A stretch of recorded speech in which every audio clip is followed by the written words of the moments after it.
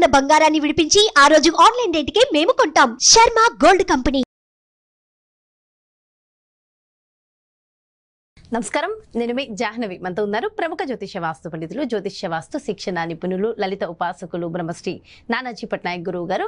సూక్ష్మంలో మోక్షం ఈ ప్రత్యేక కార్యక్రమం ద్వారా మనకున్నటువంటి ప్రతి సమస్యకి చక్కటి సొల్యూషన్స్ గురుజీ అందిస్తూ ఉంటారు కదా. మరి ఈ రోజు కూడా ఒక ప్రశ్నని గురువుగారు మాటలు అడిగి తెలుసుకుందాం. నమస్కారం గురుగారు. శ్రీమాత్రే నమః. గురుగారు, సాధారణంగా ఈ మధ్యకాలంలో కొన్ని విషయాలు విన్నా. అదేంటంటే స్త్రీలకు సంబంధించి ఒకప్పుడు బాగా ఎక్కువగా అనేవాళ్ళు కూడా, ఆడవాళ్ళని ఎక్కువగా అనే మాటలు ఈ రోజుల్లో తగ్గారు. కానీ కాకపోతే ఇది వాస్తవమా కాదా చెప్పండి. ఏంటంటే ముఖ్యంగా కొన్ని నక్షత్రాలు, కొన్ని జాతక లక్షణాలు ఉన్న స్త్రీలని పెళ్లి చేసుకుంటే ఎంతటి కోటీశ్వరుడైనా సరే దరిద్రుడు అయిపోతాడు, ఎంత ఆస్తిపరుడైనా ఏం లేకుండా అయిపోతుంది అనేసి అని అంటున్నారు. నిజంగా అంటే స్త్రీలను బట్టి, వాళ్ళ జాతకాన్ని బట్టి కూడా స్థితి మారుతుందంటారా నిజంగా? చెప్తానమ్మా. ఫస్ట్ మీరు అడిగింది నక్షత్రం అన్నారు చూసారా. ఈ పలానా నక్షత్రం వాళ్ళని చేసుకుంటే బాగుంటుంది అనేటువంటిది ఎక్కడా శాస్త్రంలో లేదు. ఎందుకంటే పలానా నక్షత్రం వారే అనుకోండి, ఇంకా ఆ నక్షత్రం వాళ్ళందరూ ఇబ్బంది పడాలి. అంతే కదా. ఈ నక్షత్రం వాళ్ళందరూ కోటీశ్వరులు అయిపోయి ఉండాలి. ఎవడో బుద్ధి లేని వాళ్ళు మాట్లాడే మాటలు ఇవన్నీ కూడా అస్సలు శాస్త్రంలో లేని విషయం. అదంతా పరాశర మహర్షి కానీ, భృగునాడిలో కానీ, జైమిని పద్ధతుల్లో కానీ, మనకి ఏ పద్ధతి అయినా తీసుకోండి. మూలా నక్షత్రం మీద అయితే ఎన్ని అపోహలు ఉన్నాయో గురువుగారు. మూలా నక్షత్రం మీద నేను చాలా వీడియోలు చేశాను. మూలా నక్షత్రం సరస్వతీదేవి నక్షత్రం. ఒకటే గుర్తుపెట్టుకోండి, నక్షత్రం ఏం చెప్తుంది? వాళ్ళ మైండ్ సెట్ని చెప్తుంది, అంతే. మానసిక స్థితిని చెప్తుంది. ఎందుకు అంటే చంద్రమా మనసో జాతః అన్నాడు కాబట్టి ఆ చంద్రుడు ఉండే నక్షత్రం లింక్ దానికి. ఈ నక్షత్రం మీద చంద్రుడు ఉండగా జన్మించారు కాబట్టి వాళ్ళ యొక్క మానసిక స్థితి అలా ఉంది. ఇప్పుడు నాది శుక్ర నక్షత్రము, నాకు కొంచెం ఆర్ట్స్ అంటే ఇంట్రెస్ట్. గురు నక్షత్రంలో పుట్టాడు, కొంచెం గురుత్వ సంబంధించిన లక్షణాలంటే ఇంట్రెస్ట్ ఉంటుంది. బుధ నక్షత్రము ఫాస్ట్గా ఉంటారు థింకింగ్లో. కేతు నక్షత్రము కొంచెం ఆధ్యాత్మికత ఉంటుంది. రాహు నక్షత్రము ఇమాజినేషన్ ఎక్కువగా ఉంటుంది. అంటే చంద్రుడు మనస్కారకుడు దాని మీద ఉన్నాడు కాబట్టి వాళ్ళకి ఆ మైండ్ సెట్లో అలాంటి ఆలోచనలు ఉంటాయి, అంతే. అంతేగాని పలానా నక్షత్రం స్త్రీని చేసుకోగానే మొత్తం 100 కోట్లు పోతాయని, లేకపోతే ఈ స్త్రీని చేసుకోగానే 100 కోట్లు కలిసి వస్తాయని కాదు. నక్షత్రం బట్టి కాదు. ఎవరు బట్టి అంటే ఒక పురుషుడు ఉన్నాడు, ఒక వివాహం జరగగానే అతనికి కలిసి వచ్చింది, లేదా సంతానం కలగగానే కలిసి వచ్చిందంటే దాని అర్థం ఏమిటంటే పూర్వజన్మల్లో భార్యను బాగా చూసుకున్నాడు. ఓకే. లేదా ఒక అమ్మాయి భర్తను బాగా చూసుకుంది అనుకుందాం.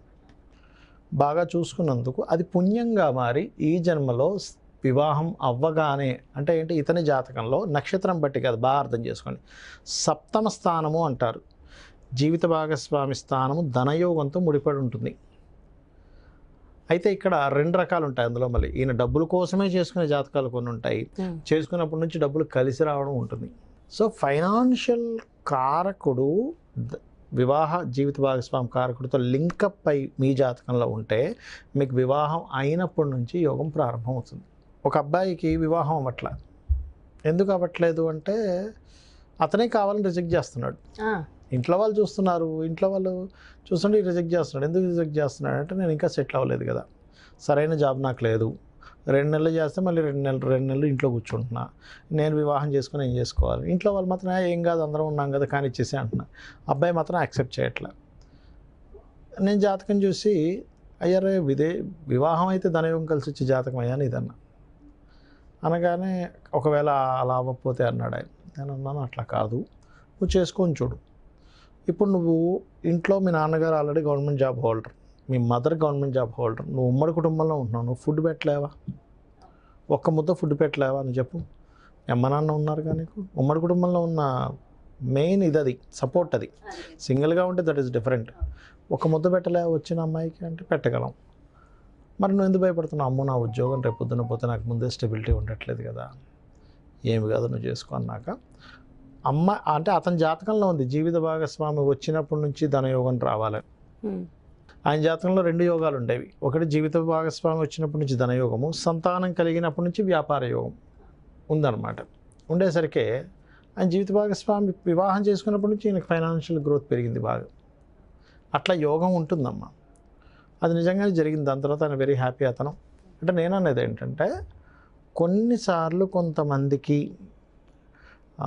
అలా యోగం అనేటువంటిది ఏర్పడుతుంది. అంతేగాని పలానా నక్షత్రం వాళ్ళని చేసుకోవడం వల్ల కోట్లు పోతాయని, పలానా నక్షత్రం వాళ్ళని చేసుకుంటే కోట్లు వస్తాయని ఎక్కడా లేదు, శాస్త్రంలోనే లేదు ఆ విషయం. ఓకే, ఇంకా శాస్త్రంలో ఇప్పుడు 2 వివాహాల యోగం ఉంటుంది. అప్పుడు ఏం చెప్తాం బాబు, నువ్వు మొదటి వివాహం అర్క వివాహం కానీ కుంభ వివాహం, స్త్రీలకైతే కుంభ వివాహం కానీ చేసుకోండి, దాని తర్వాత వివాహం చేసుకోండి అంటాం. అంటే ఏంటి, వాళ్ళకి 2వ వివాహ యోగం ఉన్నందుకు ఫస్ట్ వివాహం అయ్యి డివోర్స్ అయ్యి గొడవలు అయ్యి ఈ గందరగోళం ఉండకుండా చేసుకోవాలి. మరి ఎలా చేసుకోవాలి, ఎలా చూడాలంటే మనస్కారకులు కలిసేర్లేదో చూడాలి. మూన్ సైన్స్ అంటారు. మనకు అగ్నిపురాణం చాలా స్పష్టంగా చెప్పింది, పాప షష్టాష్టకాలు చేసుకోవద్దని చెప్పింది. చాలామంది తెలియక ఏం చేస్తారు, షష్టాష్టకాలు అయితే భర్త చనిపోతాడు, భార్య చనిపోతాడు, అలా ఎక్కడా చెప్పలేదు. షష్టాష్టకాలు అయి పాప షష్టాష్టకాలు అయితే, శుభ షష్టాష్టకాలు పాప షష్టాలు 2 రకాలుగా ఉంటుంది. శుభ షష్టాష్టకాలకి ఏం కాదు, పాప షష్టాష్టకాలు అయితే వాళ్ళ మనసులు మ్యాచ్ అవ్వవు. ఈ భార్య ఒకటంటే వీడికి ఒకటి అర్థం, ఈ వ్యక్తికి ఒకటి అర్థం అవుతుంది, ఇతర ఒకటంటే భార్యకి ఒకటి అర్థం అవుతుంది. అంటే మనసు మ్యాచ్ అవ్వదు.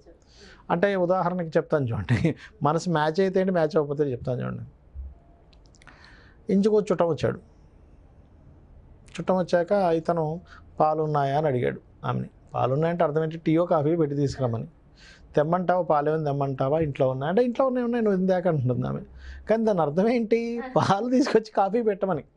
పాలు తెమ్మంటావా లేకపోతే ఇంట్లో ఉన్నాయా అని అడిగాడు ఆయన వచ్చి. అది అర్థం కాదు, మ్యాచ్ అవ్వకపోతే. ఉన్నాయంటే అక్కడ నిలబడి పాప మాట్లాడుతూ ఉంటే దీనికేమో అర్థం కాదు, పక్కకి పిలిచి నేను కాఫీ పెట్టమంటున్నానే. కామన్ గా చాలా మంది ఇళ్లలో జరిగేవి ఇవి. అర్థం కాదు, ఏదన్నా ఒకటంటే ఒకటి అర్థం కాదు. అవును, ఇంట్లో ఏమైనా పంచలు ఉన్నాయంటే అర్థం ఏంటి, ఆయనకి ఏదైనా పంచ ఏదో ఉన్నాయి అని చెప్పేసాను. ఎందుకు పంచలు ఉన్నవి కట్టుకోవట్లేదు అంటది ఆమె. అర్థం కాకపోతే. అలాగే భార్య ఏదని చెప్పిన భర్తకు అర్థం కాకపోవచ్చు. ఇప్పుడు అదే అమ్మాయికి ఆ సంస్కారం ఉంది, వచ్చిన వ్యక్తికి టీయో టిఫిన్ ఏదో పెట్టాలని. ఒకసారి షాప్కి వెళ్ళేసి వస్తారా, మాకు చిన్న పని ఉంది అంటే, ఇప్పుడు వద్దు దీంతో మాట్లాడుతున్నా అంటాడు తెలియదు.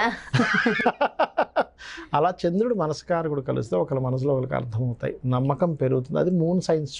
కలవడము అంటే జస్ట్ సైకిల్తోనే కొంతమందికి అర్థమైపోతుంది, భార్యాభర్తలు కదా, జస్ట్ సిగ్నల్ వాళ్ళ ఫేస్ కట్లో ఇలా అనేసరికి అర్థం చేసేసుకో. అలాగే ఇప్పుడు మీరు చంద్రుడు ఆకర్షణాకారకులు శుక్రకుజులు ఎలా ఉన్నారు, వీళ్ళిద్దరికీ శుక్రకుజులు అట్రాక్ట్ అవ్వకపోతే కొంతమంది కలవరు, పెళ్లి చేసుకుంటారు కానీ దూరంగా ఉంటుంటారు. అందుకని శుక్రకుజుల కనెక్టివిటీ చూస్తాం. అలా ప్రతి గ్రహం టు గ్రహం ఎక్కడ ఎలా ఉంది, వీళ్ళ పర్సనల్ చార్ట్లో ఎంత బలం ఉంది, వీళ్ళ పర్సనల్ చార్ట్లో ఎంత బలం ఉంది, వీళ్ళిద్దరికీ చేస్తే ఓకే అనుకున్న దాన్ని కలుపుకోవాలి. అంతేగాని పలానా నక్షత్రమే ఇంకా ఆ నక్షత్రం చేసుకుంటే మొత్తం పాడైపోతారని, అద్భుతంగా అయిపోతారని ఎక్కడా లేదు. అలా అసలు చూసుకోమని ఎక్కడ ఏ శాస్త్రంలో లేదు దయచేసి. కాబట్టి ఈ నక్షత్రము అని పట్టుకోకండి, పూర్తి జాతకం చూసుకోండి. చూసుకొని మీ జాతకంలో కూడా దోషం ఉంది, ఎంతసేపు అవతల వాళ్ళ జాతకం మీద నిందలు వేయడం కాదు. ఫస్ట్ మీ చార్ట్లో ఏ ప్రాబ్లం ఉందో దాన్ని రెక్టిఫై చేసుకొని దాన్ని రెమెడీ చేసుకోండి, ఆటోమేటిక్గా బాగుంటుంది. అయితే వీటన్నిటికీ ఒక ఎత్తు అయితే అమ్మవారిని ఆరాధన చేస్తున్నాము, జాతకంలో ఉండే దోషాలు ఆవిడే తీసేస్తుంది. వివాహం అవ్వట్లేదు, ఓం కామేశబద్ధ మాంగళ్య సూత్ర శోభిత కందర. వివాహమై గొడవలు పడుతున్నాము, శివకామేశ్వరాంకస్త శివాస్వాధీన వల్లభాయై నమః. ఎస్, అద్భుతంగా చెప్పారు గురుగారు. థ్యాంక్ యూ సో మచ్, అపోహలను తొలగించారు. Thank you so much. నమస్తే. శ్రీమాత్రే నమః. చూసారు కదండి, మరి ఇది అంటే అనవసరంగా స్త్రీల మీద అలా నిందలు వేసేయడం, వాళ్ళ జాతకాల మీద నిందలు వేయడం, పలానా అమ్మాయిని పెళ్లి చేసుకుంటే, పలానా నక్షత్రం ఉన్న అమ్మాయిని పెళ్లి చేసుకుంటే ఇలా అయిపోతుంది, ఇవన్నీ కూడా అపోహలు. దయచేసి అపోహల జోలికి వెళ్ళొద్దు. మనం అందరం కూడా చక్కగా గురువుగారు చెప్పినట్టుగా జాతకాన్ని చూసుకుని ఆ జాతకంలో ఏమైనా దోషాలు ఉంటే దానికి తగిన పరిహారాలు చేసుకుంటే సరిపోతుంది.